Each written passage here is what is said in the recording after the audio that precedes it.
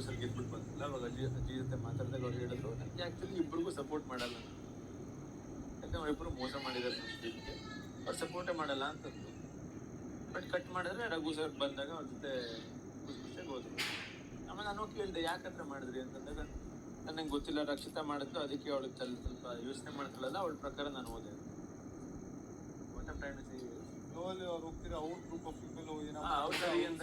ಧ್ರುವಂತೂ ಹೋದ, ಇವಳು ಹೋದ್ರು. ಮೇ ಬಿ ಅವರಿಬ್ರು ಹೋದ್ರಲ್ಲ, ನನ್ನ ಒಪಿನಿಯನ್ ಕರೆಕ್ಟ್ ಅಂತ ಹೋಗ್ತಾರೆ. ಅದೇ ಒಪಿನಿಯನ್ ನಂಗೆ ಲಾಸ್ಟ್ ವೀಕ್ ಇರೋದು ಹಾಕಿದ್ರೆ ಮೇ ಬಿ ಧ್ರುವಂತ ನಾನು ಹೇಳೋದು. ದಿಸ್ ಇಸ್ ಮೈ ಒಪಿನಿಯನ್, ಇದು ಡೌಟ್ ಆಗೇ ಇರ್ಬೋದು. ಹೌದು, ಫಸ್ಟ್ ಡೇಯಿಂದನೇ ಅವರು ಹಾ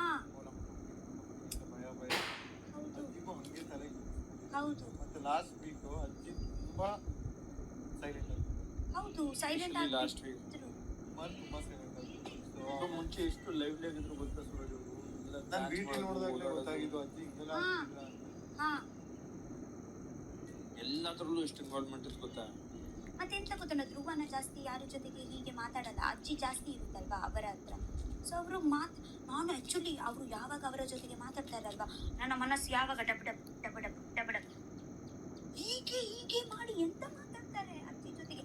ಒಂದು ಬೇರೆ ವಿಷಯ ಮಾತಾಡಿ, ನೋ ಪ್ರಾಬ್ಲಮ್. ಒಂದು ಒಂದು ಒಂದು ನಿಮಗೆ ಗೊತ್ತುಂಟ, ಒಂದು ಪಾಸಿಟಿವ್ ಮಾತಾಡಿ, ಒಂದು ಹೊರಗೆ ವಿಷಯ ಮಾತಾಡಿ, ಒಂದು ಲೈಫ್ ಬಗ್ಗೆ ಮಾತಾಡಿ.